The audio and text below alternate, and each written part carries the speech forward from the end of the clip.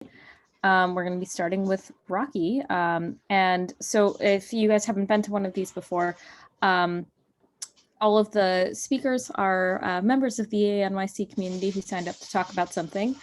And they're going to be speaking for 5 minutes each with 5 minutes of Q&A afterwards. If you have a question to ask, you can type it in the chat either during the talk or like during the Q&A.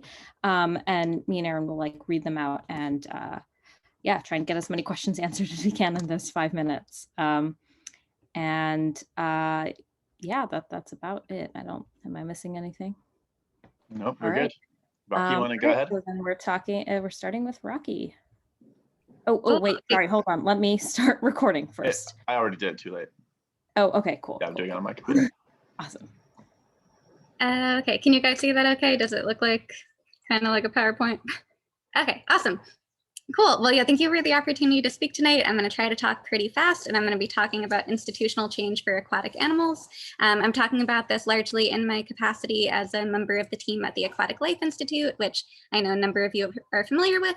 If you're not, we're an EA animal welfare nonprofit that was founded in 2019 by William, who will be speaking about something totally separate a little bit later tonight. But I just want to start things off by talking just very briefly about why this topic matters for those in the crowd who might be a little bit less familiar with animal causes.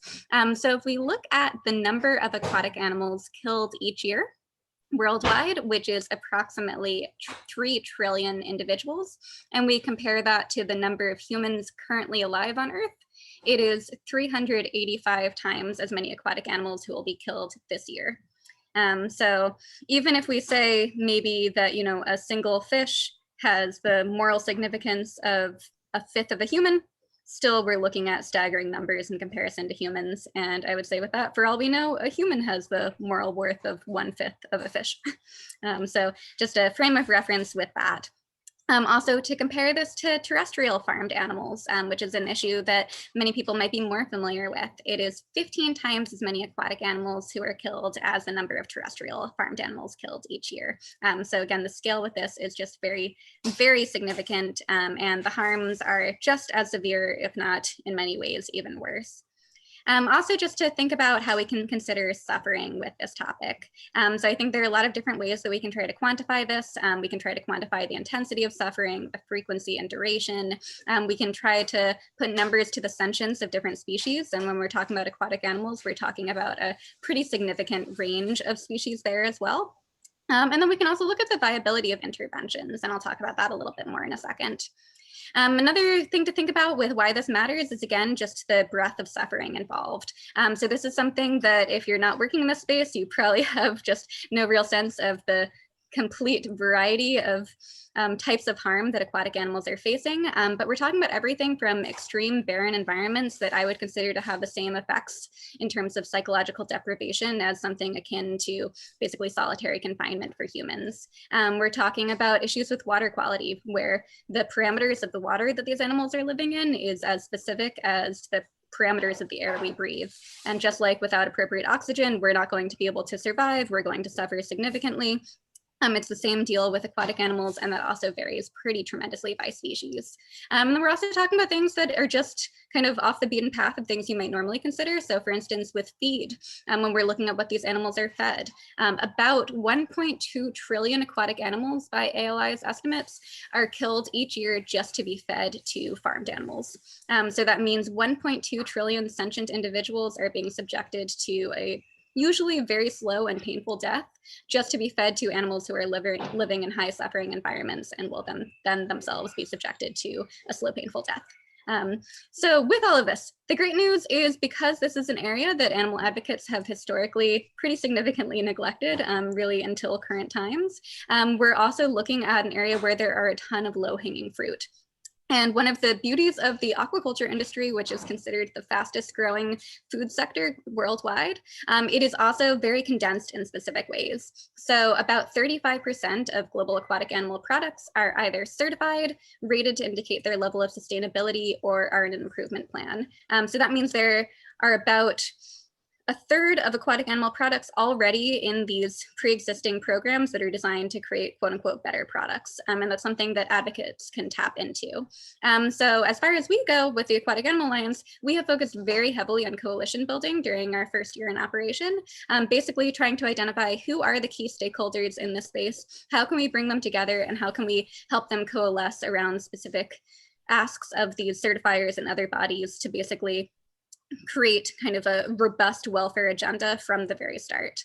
So we've been able to successfully create a variety of coalitions, bringing together animal nonprofits, actors in the industry, conservation groups to basically push forward this agenda to improve welfare in all of those areas that we outlined on the previous slide.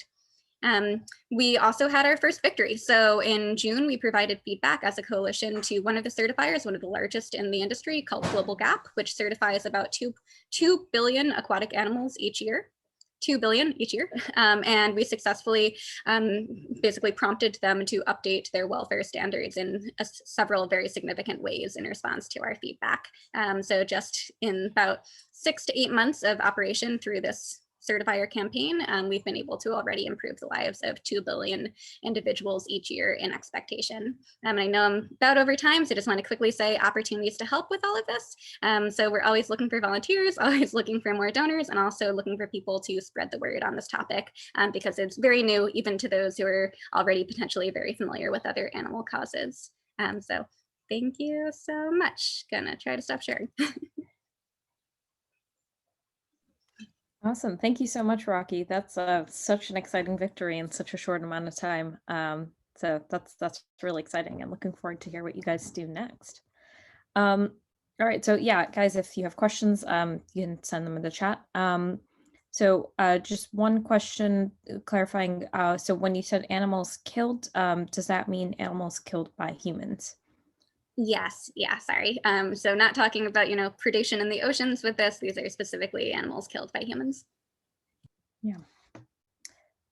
What are your funding targets? That is a good question.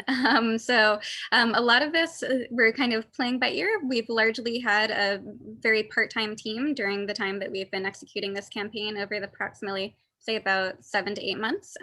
So we have a lot of room to scale. There's also a lot of untapped research in this area. So unfortunately, because no one except for animal advocates is as invested in figuring out, if we consider these animals and as individuals, what is the best conditions for their welfare.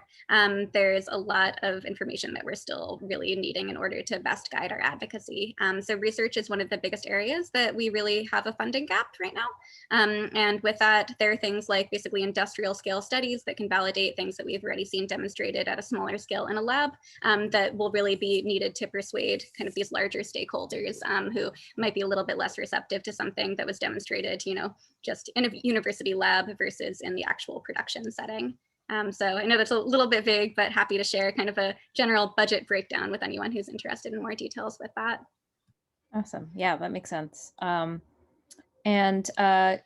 Yeah, Carolyn asked, how did you end up working with them? I'm assuming them means GAP, but please clarify if that's different. If it is Global Gap, great question. So a lot of these certifiers right now are just beginning to create their standards. And a lot of that is due in large part to grants that they received from Open Philanthropy for the development of standards. So that was part of the idea behind basically beginning this work and beginning this campaign when we did, in that there was a risk basically of these standards being developed and then advocates not being prepared to engage and have a voice in that process. So Global Gap has an ongoing public consultation process. And for their first round of that, that was the kind of initial founding of the Aquatic Animal Alliance, which is the animal nonprofit coalition that ALI assembled. And so we were able to engage pretty substantially. And I would say in their second round, which just happened this past month, we were actually in many cases the only entity at the table during their public consultation calls. Wow. It definitely would have been a missed opportunity if advocates were not there. Yeah, it sounds like really good timing that you guys were able to start before then. Yeah, what were the changes that Global Gap instituted as a result of your campaign? Yeah, so we were really excited to see a number of the ones that they implemented. So one of the biggest ones was a standard asking for the producers to consider environmental enrichment in their production. So environmental enrichment, again, looking at these, barren enclosures that are extremely far removed from the natural environment that these animals would be living in, cause a ton of psychological distress that also can result in basically physical ailments and even mortality. Just thinking about the stress, basically lowering immune systems, increasing competition, that sort of thing. So they've implemented a standard asking producers to basically consider the psychological element and work on environmental enrichment. They also updated their training requirements, basically requiring more robust training for the staff in farms on animal welfare. So those were two of the pretty big ones, but there were actually a variety throughout. And we have a recent blog post that went up that details more thoroughly the different changes that they've implemented so far. And we're hopeful for more in response to our second round of feedback. Awesome. Super exciting. Okay, last question, I think, and then we all have to move to the next speaker. Are there non-animal rights stakeholder groups you collaborate with? Yeah, great question. So one of the coalition groups we formed is called the Coalition for Aquatic Conservation. And that's a pretty Asia-focused conservation coalition that basically brings together environmental groups that are already working on kind of adjacent issues. So things like overfishing, maybe more charismatic megafauna who are affected by issues in the oceans, and then we're bringing them in on this. Then we're also working on basically developing a coalition of veterinarians who can kind of lend that voice. And then also working with actors within the industry itself, because our idea with this is if we can, from the get-go, basically create allies out of would-be adversaries, we're going to be in a much stronger position as we push forward and have what could be an uphill battle if we have these other voices on our side as well. So we're really trying to bring in all who are invested in this area and figure out kind of points of commonality and ways that we can collectively push for the best standards possible. Awesome. All right. Thank you so much, Rocky. And there's, I think, another 1 or 2 questions in the chat. If you want to just answer them in the chat afterwards, that would be great. And if you want to share your contact info, if people are interested in reaching out, not a requirement at all. And yeah, next up we have Kevin. Yeah, I will look like I talk really slow after hearing Rocky because that's my first language, as you can hear. My talk will consist in presenting my international aid organization called Support la Vague, or Support the Wave, that actualizes an innovative way of transferring money to developing countries. So my presentation will go as follows. I'm going to first present the problem we are tackling. Second, I will present how the organization works. And finally, I will present the results of our first year operation. Support the Wave aims at reducing the remittances fees. Remittances happen when a person supporting her family in her developing country moves to an affluent countries where she can increase her salary and send back more money to support her family in her native country. Money sent through remittances reach up to $500 billion per year, more than 3 times the money sent through international aid initiatives by affluent countries. The problem is that the traditional companies taking the biggest part of the market charge transfer fees too high, sometimes up to 15%, often in hidden fees distributed at many steps of the process. So the average fees in the world internationally is 10% of the $500 billion, making it $50 billion in fees per year. Fortunately, new companies emerge charging lower fees, between 3 and 6%. But customers are reluctant to change from one company to the other. Therefore, what we do is quite simple. We pay for the transfer fees of a percentage of the transfer to make it for free, to attract more senders to company charging lower fees. How does it work? The way we operate is that we partner up with the most competitive money transfer company in Canada, it's called Gumbo, charging an average of 3%. Gumbo does not charge the fees to its customers and give us the bill at the end of the month, compiling all the transfer fees of here, as you can see in the third row. All we do is 1 transfer to Gumbo per month. We does not have any operation costs outside of the strict minimum, like bank account and website and stuff like that. And our laziness doesn't stop there. First, the targeting of the people in need is made by the relationship between the sender and the receiver. Second, the receiver identifies their own problems. Third, the money transfer system is provided by the money transfer company, and the services are provided by local institution. So the advantages we get from that is that we don't have to do anything. The senders save the transfer fees. The money transfer company increases a lot the number of transactions, as we will see in a minute. The local institution have new customers, and the receiver have a lot more money sent to them, as we will see in the next slides. So there are 4 types of benefits. First, the money received is the money sent minus the fees. For example, by paying the $10 fees for sending $300, for example, but then there's $10 more reaching the receiver. So it's like almost sending money like without paying transfer fees. We started at $600 per month, reaching $1,500 at the end of the first year for an average of $1,000 per month to support around 200 people per month.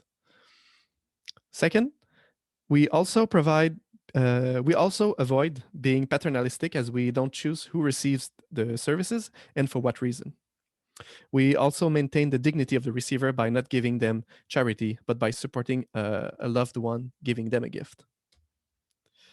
Third, as you can see in the chart, Gumbo's growth was stagnating for a couple of months before our partnership, but after starting to promote the collaboration in September, it passes from $250,000 per month to more than $350,000 per month sent, an increase of $100,000. The company continues its growth normally after this boost.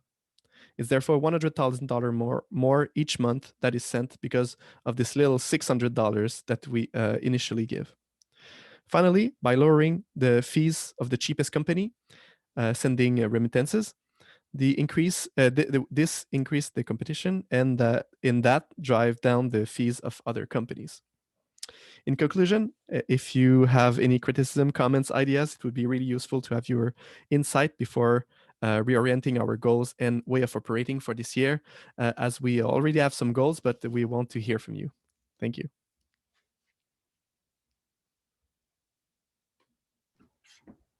Awesome. Thank you so much, Kevin. Yeah, I was unaware of your guys' work before, so this is really cool to hear. It's normal. It just started last year, and it's pretty small, but okay. It's going good. Awesome.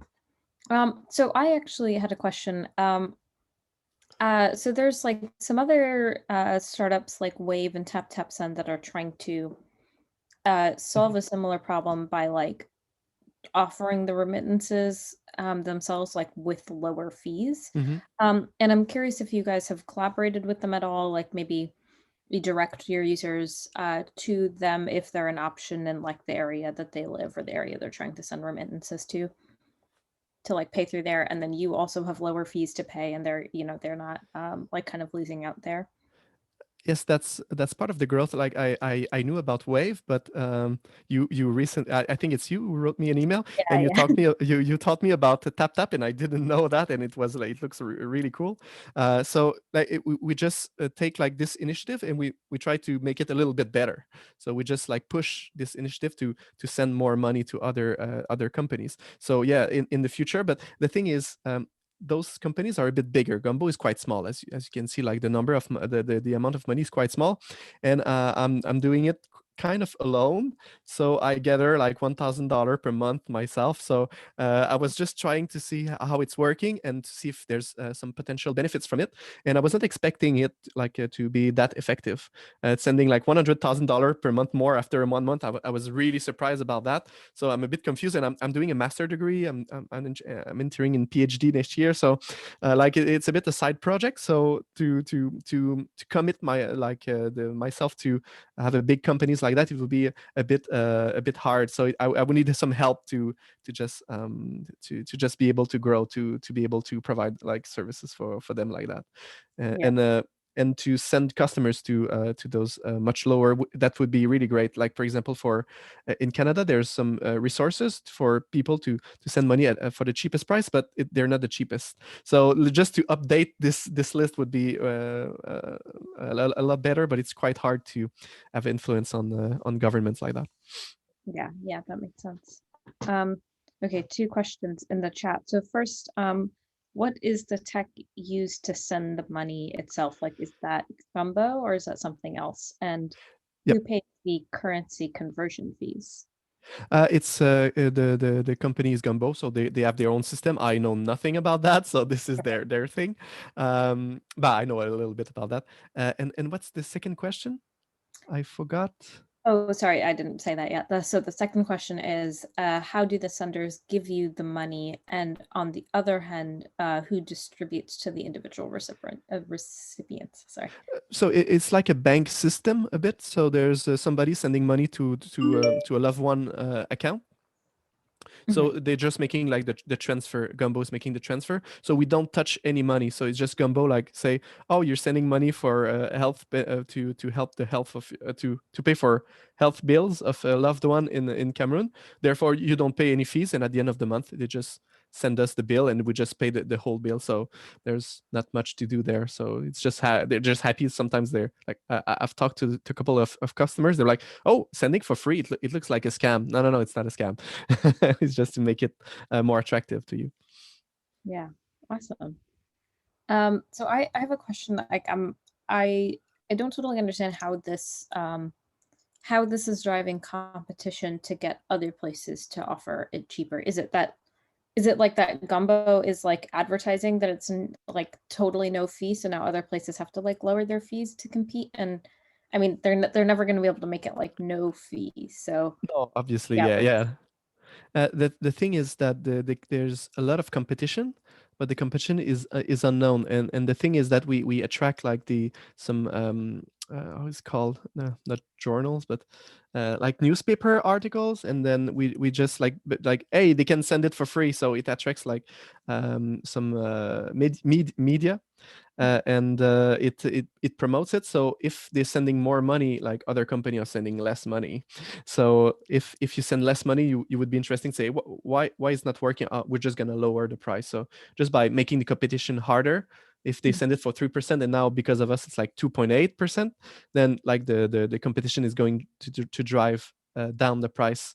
And the more we will have like funding, the more we can have this impact. So that's quite interesting. Like the institutional approach makes it better and better as big as you get. So as we can see from the talk with Rocky. And sorry, another question from me. So what is like a Gumbo's like internal fee, I guess, that you're now paying? And have you tried to negotiate with them to get them to lower their fees on their own, or have they at all lowered their fees since you started working with them? They were quite low. They're Cameroonians trying to help their fellow Cameroonians. So they were quite low, but for like 3 months, because I was gathering the money myself, there's 3 months before because of the pandemic that I was not able, and they just like paid it like to continue it. And now we don't do it, and they continue by themselves because they say, oh yeah, it's really good business for us to continue in this direction. So the next goal is now that they're sending money from European countries using the euro to Cameroon. So that's going to be the next step with them. But then we just changed the target, and our new orientation for the next year is probably going to be, we just want to take the 3 first month, like just attract new customers, and then just stop it, and then go to another combination of an affluent country to developing countries to just increase like 100,000 there, 100,000 there, and then there's going to be much more people sending money through those cheapest ways of doing it. Okay, interesting. And I guess like partnering with the ones that are already the cheapest. Yep. Okay. Awesome. Well, thank you so much, Kevin. Super great to hear about this initiative. All right, next up we have Joshua Lewis talking about how to tolerate risks in donations. Thanks, Rushi. So This whole talk was premised on the assumption that I would have a more charming accent than the person who presented before me. So Kevin has already completely derailed it, but I'll see if I can rescue it a bit. So as Rishi said, I'm talking about risk tolerance in the context of effective altruism. So why do we care about this? Well, contributing to many EA causes is considered risky in terms of the impact you can have.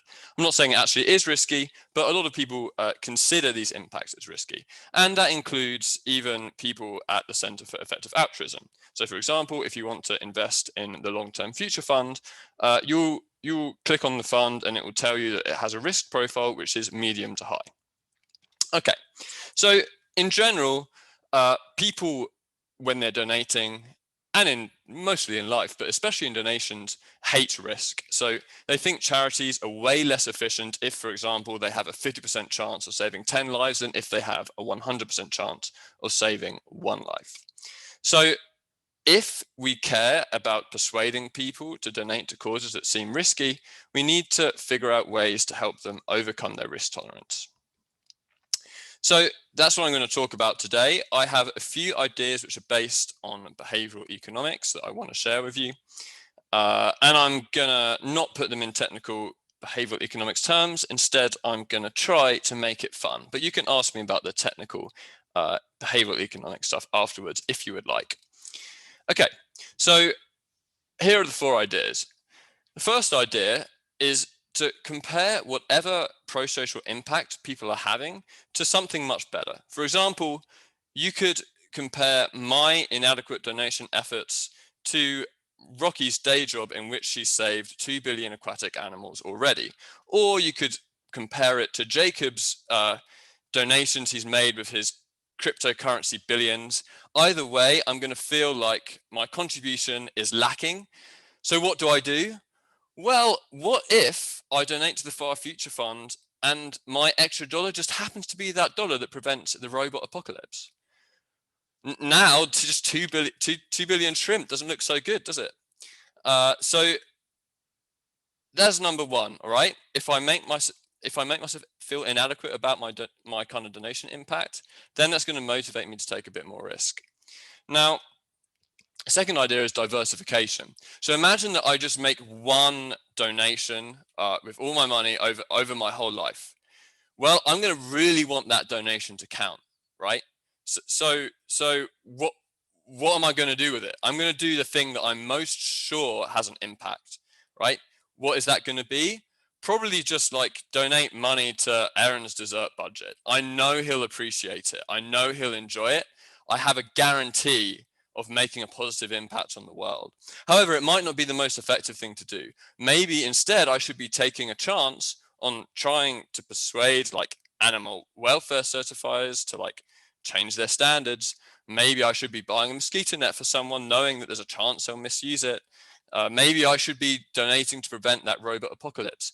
How am I going to be persuaded to do that? Well, if I'm making multiple donations to lots of different causes at a time, then it feels a bit less risky. I can throw a smattering of money at ending the robot apocalypse without feeling like I've wasted my only shot of making an impact. Okay, now another thing we can do is to reduce egocentrism. So what do I mean by that? Well, when we're thinking about our donation impact, it's kind of a weird way to think about the world. We're thinking about the world in terms of our impact, rather than what the world is actually like. So take, for example, imagine, say, Rocky and I are at a beach. I'm swimming, Rocky's saving a crab from a seagull, but then Rocky notices that in the distance there's a shark, right? And Rocky, I don't know if Rocky cares more about me than the crab. Maybe she cares even 5 times more about me than the crab, but either way, she has a choice now. Either she can warn me about the shark, or she can just make sure she saves the crab for sure, right? Now, what's the risky thing to do? Well, Rocky might think, well, like the shark might not even attack Josh anyway. It's kind of a risk. If I warn Josh about the shark, I might look stupid. The shark might not even come, right? It's kind of risky to do that. It's kind of risky to risk my impact in that way. However, if you look at the world from my perspective, the world is actually less risky for me if Rocky warns me about the shark. So this idea that making donations can be risky because you might not necessarily have an impact is kind of perverse. It kind of makes more sense to be thinking about the state of the world after you donate, rather than whether you actually have an impact or not. Okay, one last thing I want to say before I presume Arushi is going to shut me up. And that's just to realize that there's actually kind of no escape from risk and uncertainty. When we make donations, there is always going to be effects beyond what can be measured and anticipated, right? If Rocky decides to save that crab instead of warning me about the shark, maybe that crab goes on to commit atrocities. Maybe when I come out of the water, that crab pinces me, and that's happened to me before. This is not just some random hypothetical. If you fund mosquito nets, you might kind of reduce the sense of responsibility that leaders in those countries have for their own health, or indeed leaders in our countries have for trying to kind of create a fairer global system. All of our actions have kind of unpredictable consequences, and whatever pro-social impact we want to make, we're going to have to be tolerant of some risk. And once we have that perspective, then risk aversion becomes less of a valid excuse not to try to make a difference. All right. I'd love if anyone has any ideas about like how one could actually use these strategies in marketing or in any other areas, I'm all ears. If anyone has any other ideas about reducing risk aversion in effective altruism context, I'd love to hear those too. Otherwise, it's been a pleasure, and thanks.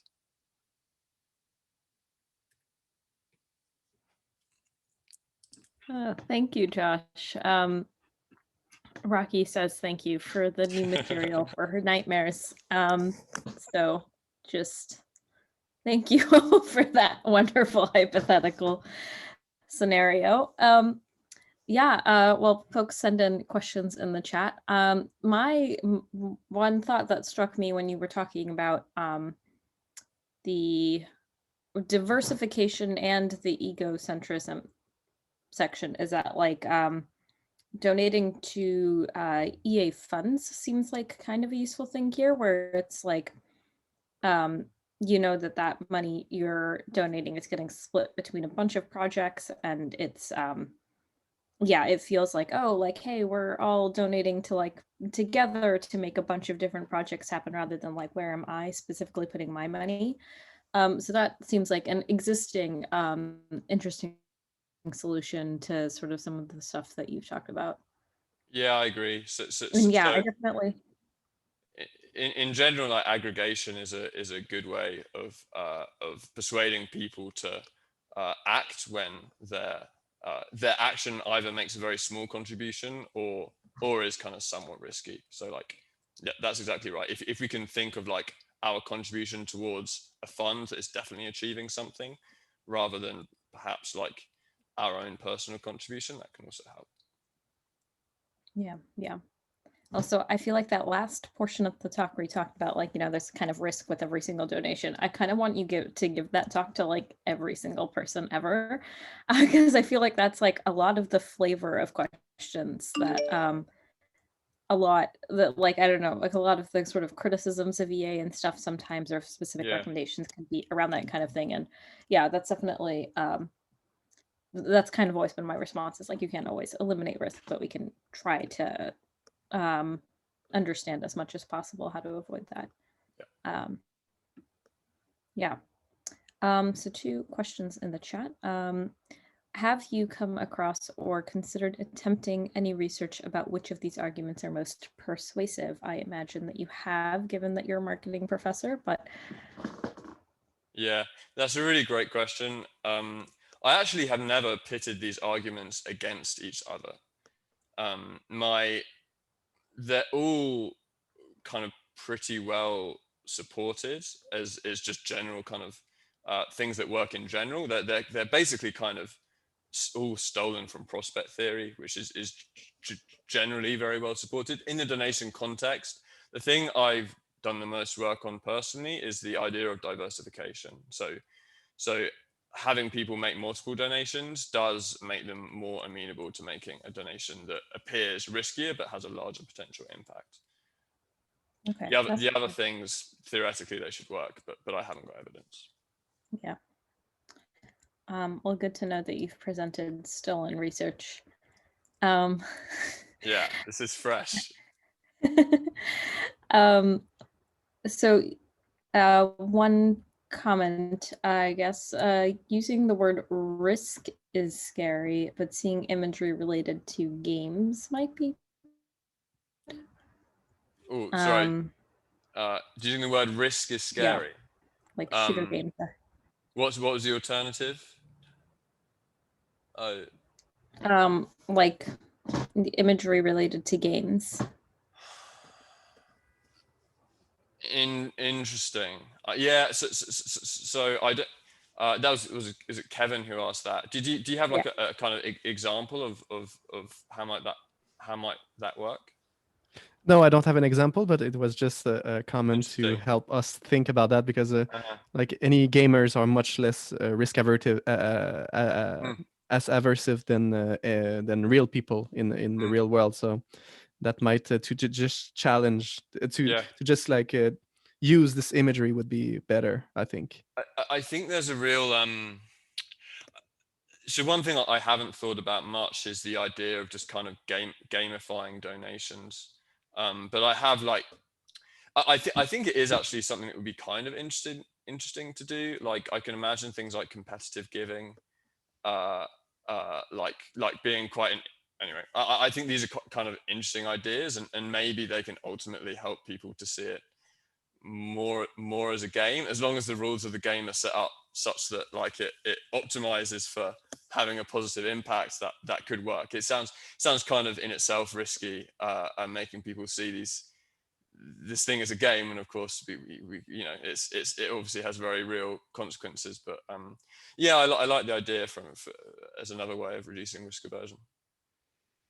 Yeah, something that fits into this category is like the giving games that the Life You Can Save has this kind of thing called giving games. We did them a couple of times at NYU with like sort of mixed results, but interesting. Yeah, that's like kind of, it's like a way to sort of teach people about EA concepts. It's interesting. All right, and then last question, I think we have to move to the next speaker. What do you consider the least risky donation? Assuming that such a thing exists. Yeah.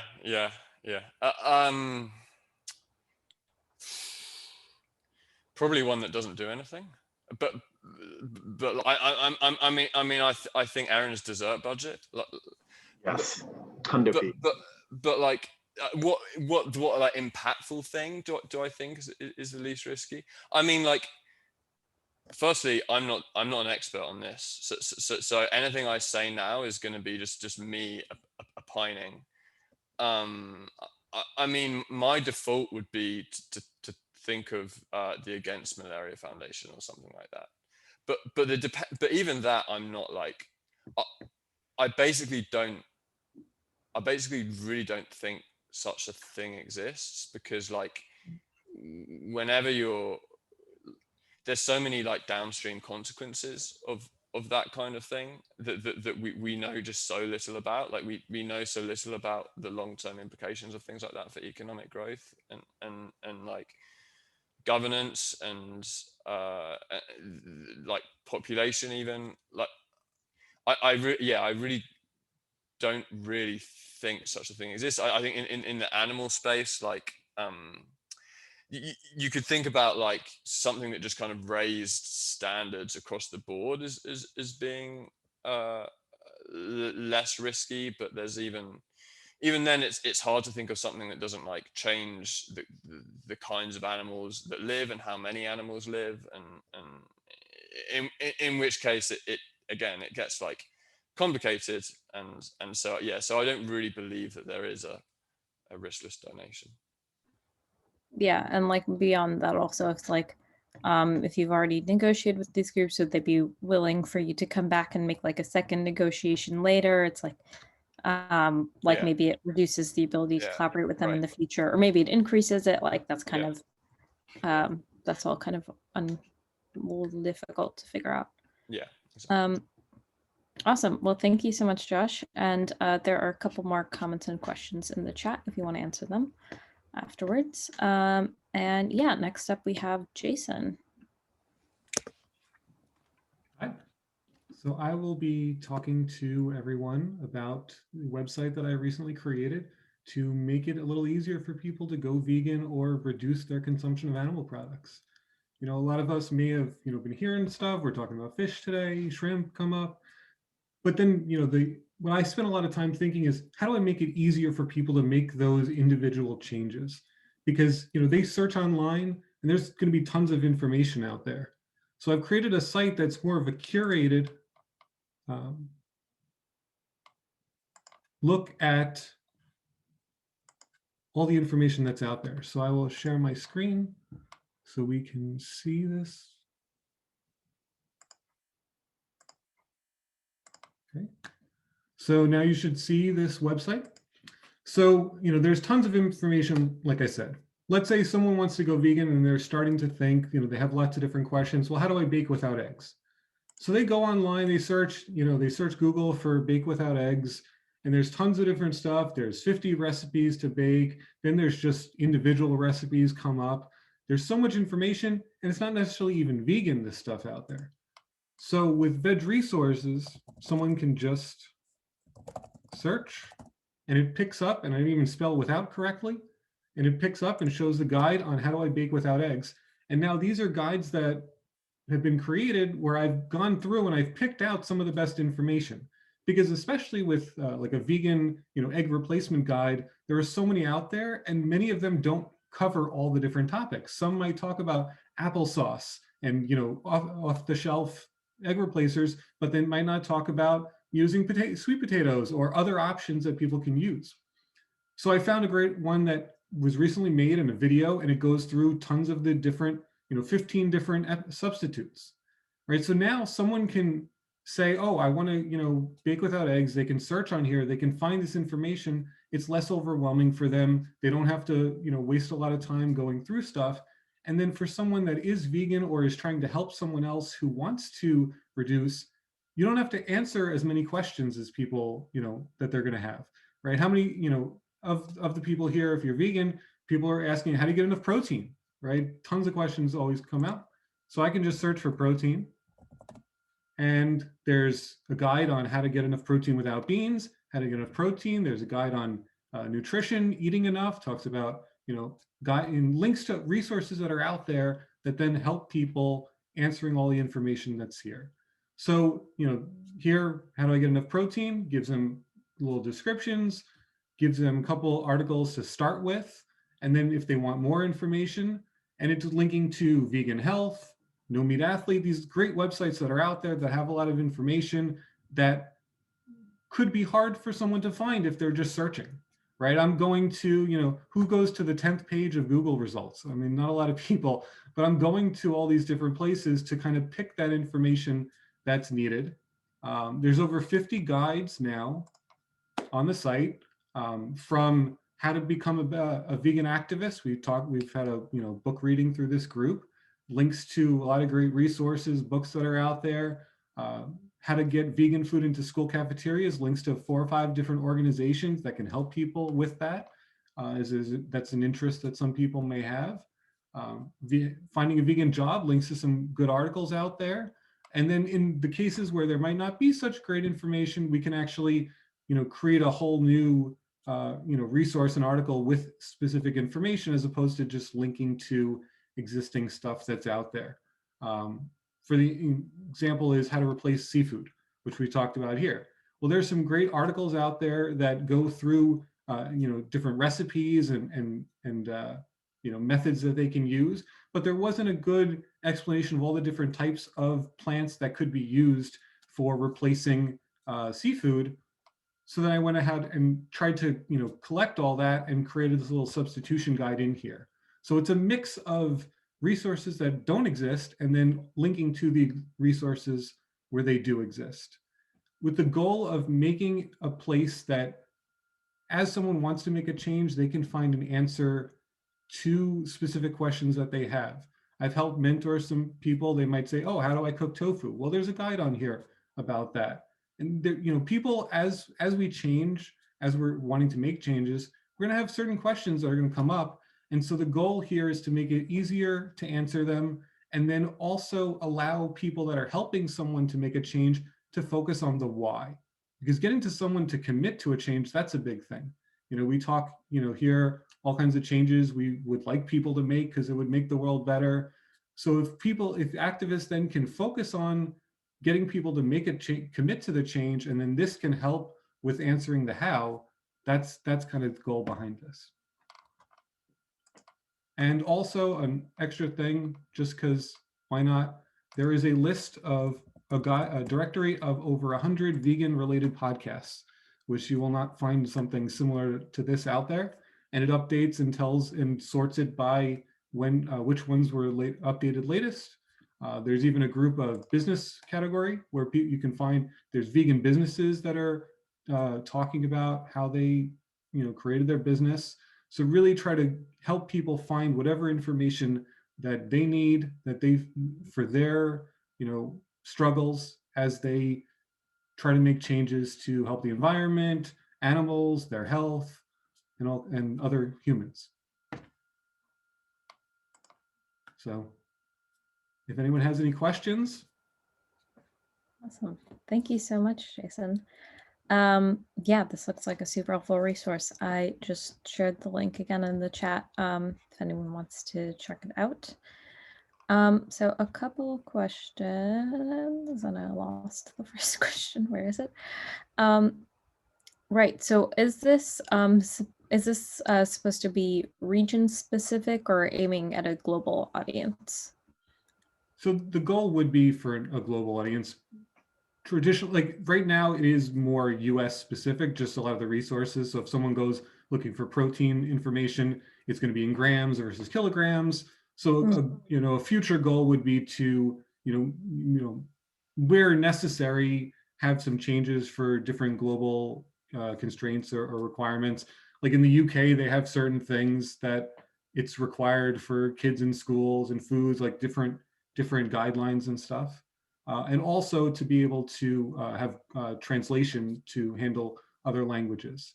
Now that won't always be perfect just because it's linking to existing resources. And so if those resources are in English, those, you know, need to be translated, but there's, you know, ways around that. And there could always be, you know, special versions of different guides that are written in other languages and have a more global focus. Yeah. Cool.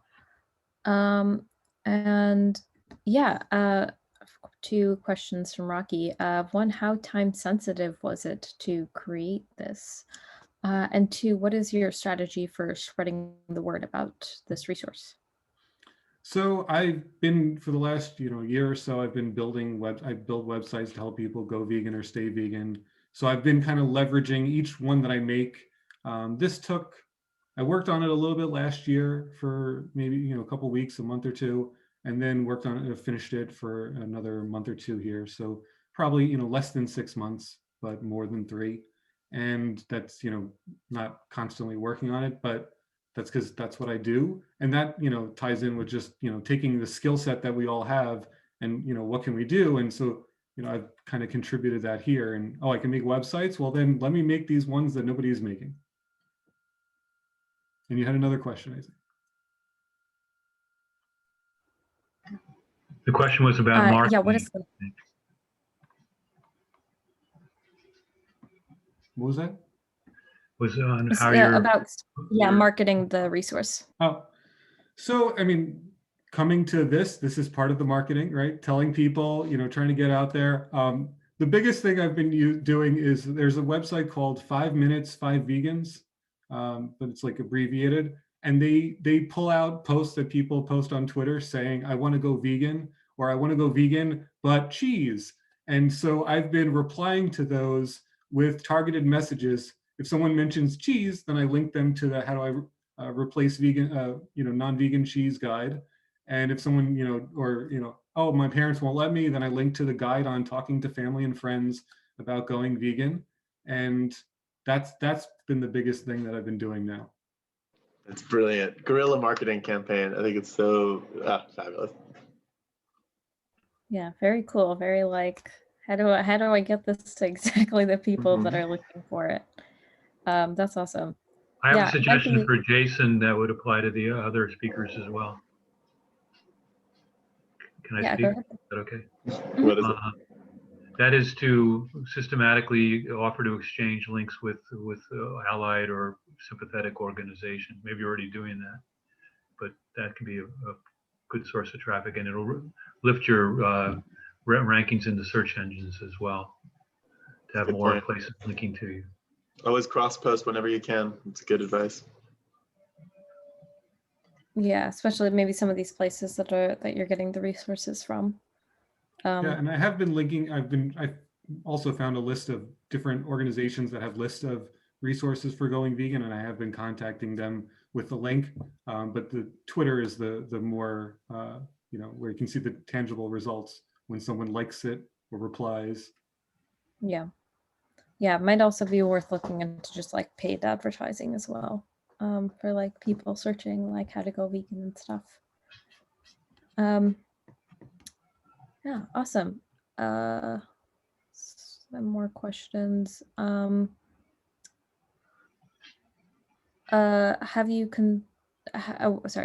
Would one next step to get people to use this and offer feedback on what they wish was included or ways to streamline its use? Yeah, so on the bottom of every site, there's a link or page, there's a link to suggest a new guide, and definitely open for feedback. As it is, I've just been kind of, I started with a bunch that I could, brainstorm and think of people and needing answers to. And then as I'm finding more questions that people ask online, just kind of adding that. So, anyone can give feedback, and there is a link on the site to do that.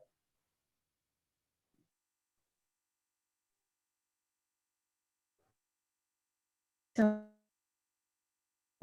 it's really great, and hopefully some people here will check it out if it'd be useful. And yeah, next speaker is Thomas. But I think that, by the way, sorry, Jason, there's like 1 or 2 more questions in the chat if you want to answer afterwards. Yeah, next up, Thomas.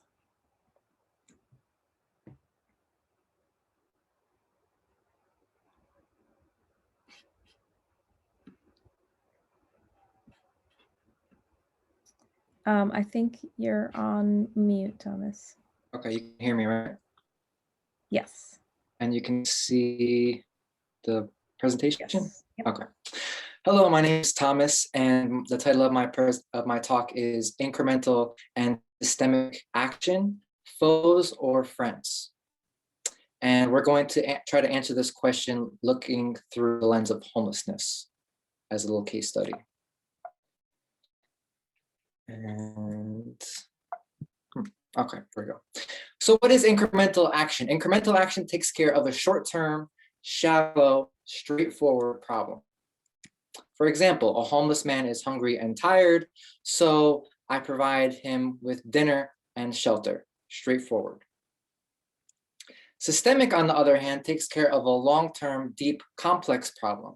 So with the same example, a homeless man is hungry and tired, for a systemic lens, I treat it a little bit differently. We might ask some why questions, such as, why are people in my community becoming homeless? We would want to try to decrease that flow. Or why can't people escape homelessness? We might want to try to increase that. And depending on what answers we come up with based on our community and what we find out, we might implement programs such as Head Start or Housing First or who knows what else. Now, incremental and systemic action both have pros and cons. So incremental, you achieve something positive and important quickly, and you also have good certainty that you will achieve what you intend. But on the other hand, you have less certainty of enormous impact, and that's because you're putting a Band-Aid on a problem generally has deeper roots. Systemic has the opposite pros and cons. So there you have longer time to achieve solid results. You have less certainty that you will achieve anything at all, but you have potential for enormous impacts. And that's because you're aiming at the roots of a problem rather than putting a Band-Aid on the symptoms. So sometimes these types of action are foes. They do not get along with each other. And that generally happens when there's an overemphasis on one category, which may mean you're not taking care of the other category. For example, while incremental action is important, too much focus on incremental action can lead you further and further away from the long-term, deeper systemic change, which is probably what you are after more than anything. Or as my homeless acquaintance Mario puts it, they don't want to get to know you, but yet they'll give you $2. It's like, bro, thank you. That's all you can say. But you can't say, dude, you're just helping to keep me homeless. That's all you're doing. But you can't say that to them. So while it's innocent enough for a person to give Mario $2, this kind of incremental mentality, if it gets embedded deep to a solution that we're trying to build, it can become a problem. So if all the people in the community that care about Mario and care about homeless people in the community, if all of them are working on just incremental things, giving Mario those $2 or giving him temporary shelter, there's no one else that cares about homelessness that's trying to actually solve homelessness, that's trying to get him permanently out of homelessness. And we can get kind of trapped into something like this when we put a lot of organization around it, as you can see in a graph like this. And it is possible to get out of that kind of way of thinking, but it can be tough. So Lindy Downey is one example of a person who got out of that mindset. She realized that she's the head of a nonprofit that takes care of homeless people. And she realized, okay, I'm spending way too much on incremental change. I'm stuck in this circle, and I'm not getting to my end result that I really care about. And she said, you know, I have to make a change. I have to try to fix this. And she said it was a hard to stomach decision. And she ended up becoming switching her organization around more to a real estate developer and landlord. And why was this a hard to stomach decision? Well, like we said, it's because systemic change, there's more uncertainty. Lindy Downey was doing amazing at providing homeless people with shelter and food. She was doing so good at that. She knew she was doing a good job, and it was a tough decision to switch to something that had so much uncertainty, but she did it, and at least in her case, it worked out very well. Whereas before, Pine Street Inn was not really helping get people out of homelessness that efficiently, that directly. Now they permanently get over 1,000 people per year out of homelessness. So that's really amazing. Now, incremental and systemic action are not always enemies. Sometimes they're actually friends. And they're friends in two main ways that I can tell. Incremental actions can add up or turn into deeper change. For example, if I give Mario a steady enough stream of meals and temporary shelter, he may be empowered enough to take further to get himself out of homelessness, just with the meals and temporary shelter, and maybe a little bit of community around him. Another way that these two types of actions can be friends is a little bit more indirect. So through doing incremental action, the giver apprentices with the problem of homelessness in this case, and is better able to complete systemic action at a later date. For example, through volunteering at a shelter, Tatiana gains understandings on homelessness. She becomes well networked and respected with the homeless and those who care about them in her community. And she also gains practical skills like confidence and communication, which will help her in other areas of life as well. Tatiana is now much more empowered to eventually solve homelessness than someone who has no direct experience with it at all. And in fact, having no direct experience with something and no incremental action involved, and just trying to take care of the systemic aspect you can run into a lot of trouble with that as well, because you don't really even understand it that well, even though you might think you do. So they're sometimes friends, they're sometimes foes. In conclusion, they're both important. we can have some people focusing only on incremental, some people or mostly on incremental, people focus mostly on systemic, and some people focusing on a mix of both at the same time. Sometimes they work against each other when you overemphasize one over the other, but then sometimes they're also friends. And that can happen in a direct way where the actions build upon themselves, or in an indirect way where just they're working incrementally, you get better knowledge and abilities to create deeper change as you go. And the final point is that, I think when people hear systemic change, they think it's abstract or immense. And with our super fast case study of Lindy Downey, we can see that that's not always the case. Systemic change is actually very concrete and focuses on you and what you can accomplish in the systems in your personal life, local community, and beyond. And that's about it. I'm working, if anyone has feedback, they can let me know now. They can also contact me at at my website. And I'm building up some instructional videos on this topic and others. And if anyone's interested in helping me with that, even just for some very basic feedback, I appreciate it. So thank you.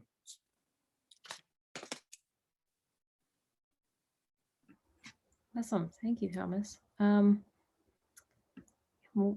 one question in the chat from Jacob. So Jacob says, I think we can all agree that lasting solutions are better than temporary or superficial ones. Are there any examples that you've seen of approaches that produce lasting benefits for the homeless, backed by decent evidence? And is that, sorry, was that on the systemic, or I guess on the systemic aspect you're talking about, Jacob, right? Yes. Yeah, so the model that, there's actually a name for the model that Lindy Downey uses, and it's called housing first. And that's easy to look up. It's kind of cool. It's getting adopted by more and more cities around the United States. And the idea is that you don't, basically some people have this idea that homeless people need to prove themselves first before they get housing. Like they have to not be an addict. They have to have different things in place before you give them housing. When really it's hard to, if you don't have a place to stay, it's hard. Your life is so difficult no matter what. So there's this idea that if you you should give the housing first to the person and work from there. Like forget about all these jumps you have to make people jump through, all these hoops you have to make people jump through, and just give them housing first and then work from there. And it actually saves a lot of money, which is cool. So it's not only actually helping the person get out of homelessness, it's very well researched, and it seems as though everyone who's placed in long-term housing, like I think the stat for Lindy Downey was 91% of people who they do this with, they stay there. They don't flake out on the opportunity. They see it as an opportunity, and it also saves the city a ton of money because there's less people going to the hospital and things like this. Yeah. So that's one that I know of. There might be other models as well, but that's one that's definitely out there. Yeah. Yeah, I'm a big fan of that approach myself. So, Kevin just made a comment that he was a social worker in a homeless shelter previously, and now is doing a master's degree on systemic versus incremental changes. So, you basically just gave a talk about him. Wow. Cool. I hope we can connect after a little bit. I'm gonna actually put my the site in the chat here. Yeah, share it in the chat for sure. So Rocky asks, how consistent do you think this dynamic between incremental and systemic change is across different cost areas? Yeah, that's a really good question. So I had other examples, but it's so short in 5 minutes. So I know that there's some. Yeah, I don't know how consistent it is, but I think it varies greatly. But I think the general concept is important to keep in mind. I know that there's a study. There's some people working on animal issues that are trying to look into abolition of slavery, going back, and what was going on at that time. And some people were worried in the 1800s that trying to make life incrementally better for slaves might cause complacency. And according to these people who are working on animal rights, they're trying to copy abolition. They're trying to see what they can learn from that. And according to the study, which I can share if anyone messages me, because I can link to it, they say that that's not what happened. Cause complacency, it caused momentum in that specific case. So that's another example of incremental building into systemic. That's another example off the top of my head. Yeah. I think that the case with like social changes, that sort of interest and momentum builds up and people kind of see more and more like, oh, what's possible and how can we really make these changes larger and larger. Yeah, and last question. So this, Caroline asked, this is an important framework. Do you have any recommendations for people once they understand it or think that they can avoid common pitfalls by better understanding it? That's a good question. I think just by by just having, I don't have I mean I think one recommendation I have in general is that I think people tend to focus too much on one or the other, and I think a lot of people in EA actually would probably overemphasize the systemic without whereas if you do incremental as well, you can kind of gain a better understanding and you have more respect too. And yeah, even if the things that you're working on, I think the skills transfer a lot too, to topic to topic. So if I'm helping homeless people in the community, that actually just gives me a lot of insight into homelessness specifically, but it gives me a lot of insight into just helping people in general and how people's mind works and how to talk with someone who's in a desperate situation, how to, all kinds of stuff that I think transfers to other kinds of issues. So I think just the general recommendation is that they're both important and not to throw out one or the other too quickly. That's all. Awesome. Thank you, Thomas. Okay. All right, and last but not least, we have William Bench speaking to us about long-termism and animal welfare. All right, thanks a lot, Harushi. All right, so I'm gonna share my screen. This one up. All right, I'm gonna move this thing. Perfect. All right, so yeah, thanks everyone. So this talk is more like an informal talk, so it's not like presenting a research project. It's more like, well, talking between friends about these issues. So basically, this is about how would you guys be thinking about long-termism versus animal welfare. So I prepared this talk because that's an issue I had been like struggling with myself before, because as a budding effective altruist, I decided on a cause area before. And very quickly, I started focusing on animal welfare for a bunch of reasons. But still in the back of my mind, I'm always thinking, oh, what about all those numbers? What about those trillions of humans? What about those quadrillions of humans? So how could we think about that? And is there any way to try to compare those apples to these oranges? So the first part and how you would start to approach such a problem would be like to look at the numbers. So we could look at how many humans, how many animals, So for the humans, on the human side of the ledger, we have maybe, let's say in the long term, we could have maybe 10 to 20 billion humans on Earth. For how long? 2 million years, maybe? We have some people talking about that. Well, the sun is going to explode in 5 billion years, so that gives an upper bound, at least for Earth. Then people are also talking about colonizing the stars, having like space settlement, and then the numbers go into the quadrillions. So that's kind of another theory. Then on the other side of the ledger, we have the animals. So as Rocky has been talking about, we have like around 70 billion farmed land animals. Then on top of that, we have like currently 100 billion farm fish. We have 2 to 3 trillion wild fish killed every year. And then we have the other animals. So we have the insects.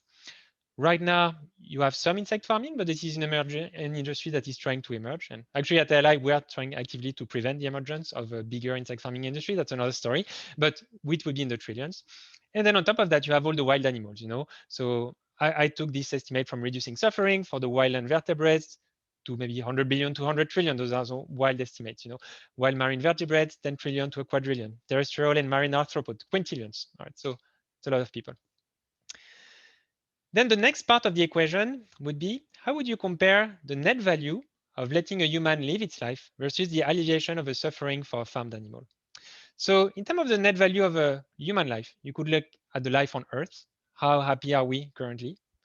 Then to the stars and beyond, how happy would we be in space? And that's where I mentioned like the forest bath versus the space settlement.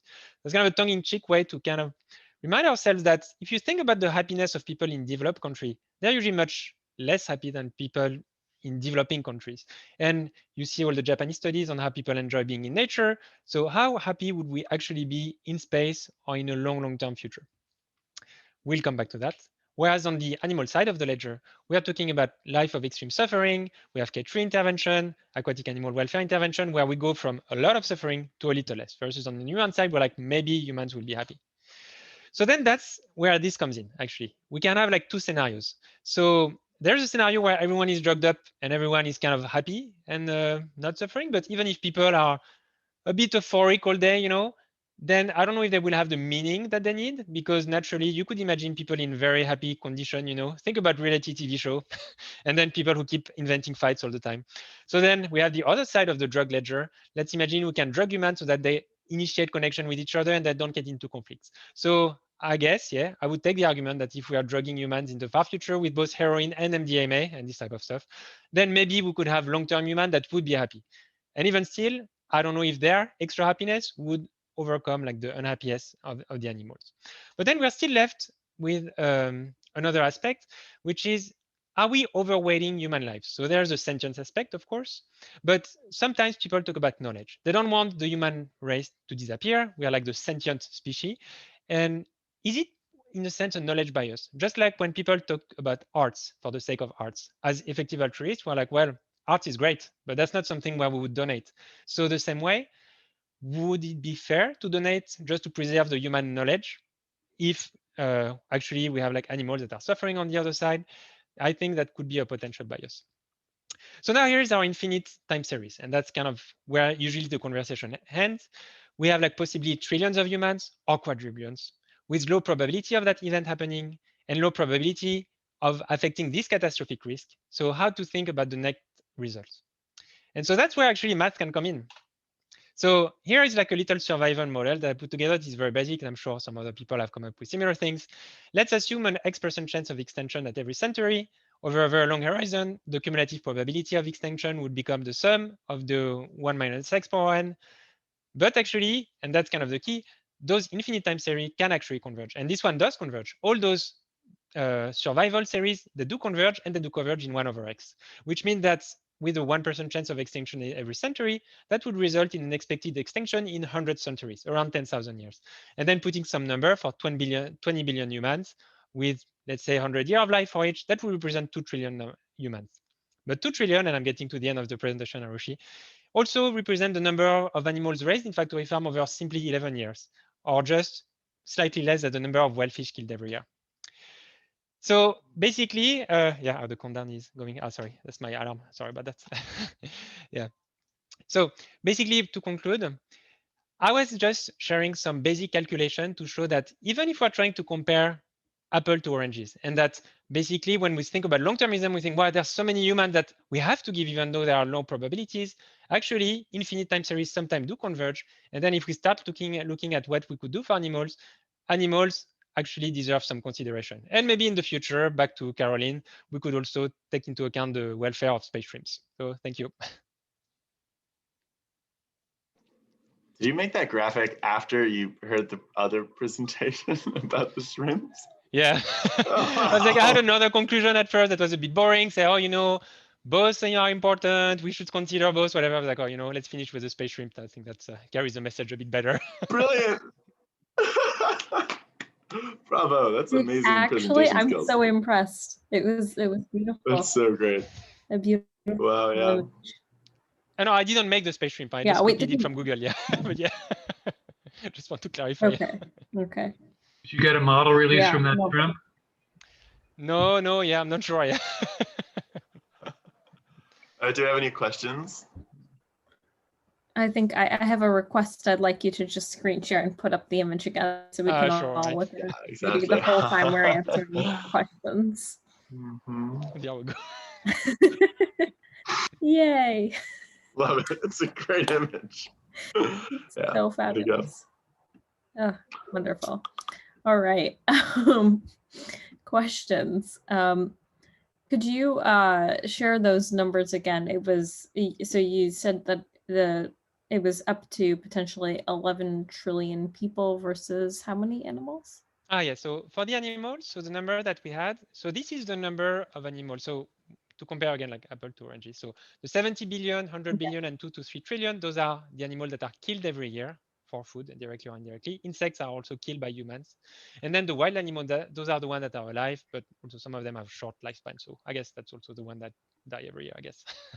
So, and then for the humans, that's where actually the estimate can vary a lot, because basically at first level approximation, if you want to put number on that, on Earth, people put the approximation, let's say 10 to 20 billion, you know, I try to be like generous there. And then usually, let's say up to 2 million years of survival. And again, with this 5 billion year cap. But then after, when we start computing the number and looking at how those infinite series might converge, we're like, well, let's say like, again, 1% chance of extinction every century, which again, I think is very conservative. I think there's a much bigger chance that we'll have extinction much, much sooner. But even in that scenario, that would give us only about 10,000 years, you know, 100 centuries. So that's kind of how we could put expectation.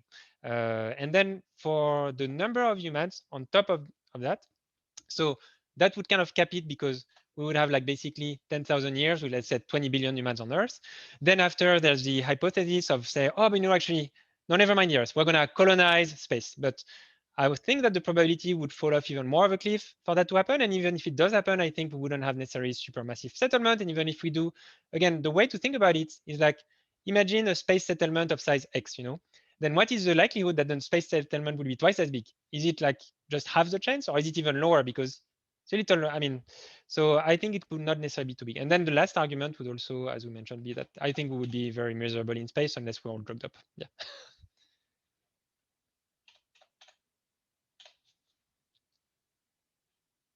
Sorry, I was on mute. Okay, so a question from Caroline. I think one of the responses to this kind of argument is that the long-termists make is pointing out that if we do make it to 100 centuries or even 5 centuries from now, we would have probably figured out X risk in a way that makes it likely that we make it another 5,000 centuries. So does that change your analysis at all? No, that's a very, very good point, Karen. And that's something that, I was like, am I going to put it in there or not? And so the way to look at it is to think that, again, what is the likelihood that we do get there? And then so we could say, okay, there's a very, very high likelihood that by then we would have already been extinguished, you know. And then maybe if we do reach a certain point, but then are we sure that we will never get extinguished? So again, like there's a, you were like, well, we colonize space, but then how big would be the distribution? And I think sometimes, I think it is a good argument, but I think people jump a little bit too quickly to the conclusion, well, you know, then we'll have figured it out, so everything's fine. So end of the conversation. But I think everything is not fine, because then again, why would we be figured out forever? And you could say, again, assign probability. And at a meta level, you could say, okay, maybe there's 50% chance it's figured out forever. And there's 30% chance that actually, well, it's not really forever. So that's kind of how you could, bring it back into a convergent series, Mm-hmm. So Jacob asks if this would be affected at all if we get animals into space as well, which I was also curious to hear about. But yeah, I think like if they're into space, I think the shrimp seems to be enjoying herself. So yeah, I think that they are in for the trip. Yeah.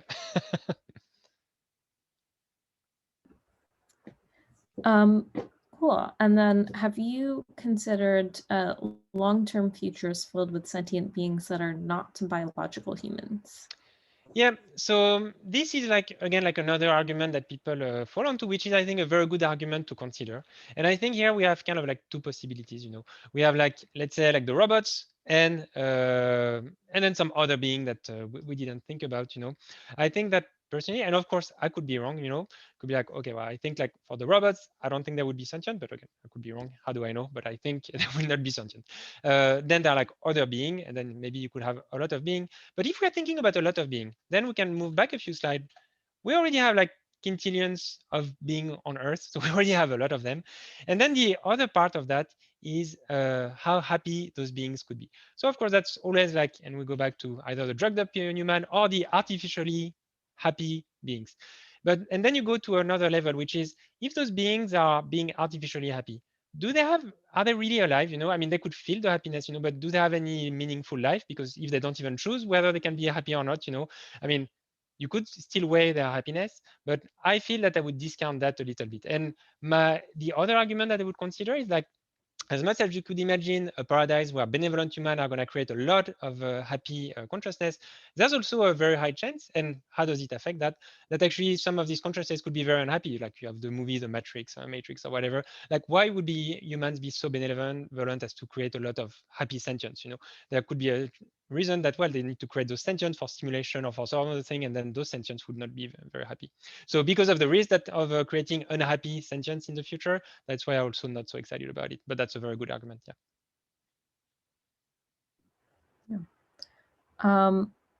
There are lots and lots of questions in the chat. I don't know if we can get to all of these, though you are the last speaker, so we could just keep going. Yeah, and I saw it as kind of more like exchange and conversation. So I mean, I don't want to take too much time, but yeah, it's there for question and discussion. Yeah.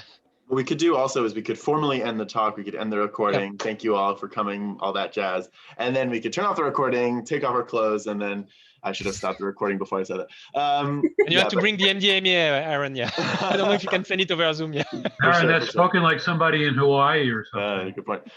So yeah, maybe that does make sense. And then I would love to continue the discussion for as long as we want, because I ain't got nowhere to be. So I think that makes the most sense. If you like these events, we have more at effectivealtruism.nyc. Y'all should subscribe and join our Facebook and Meetup and GCal and all that jazz so you can stay in the loop for future events. One more big round of applause to our speakers. Thank you all so much for joining us. Thank you for your thoughtful and insightful questions, everyone who participated. And I will end the recording now. Bye, everyone watching this at home. We love you.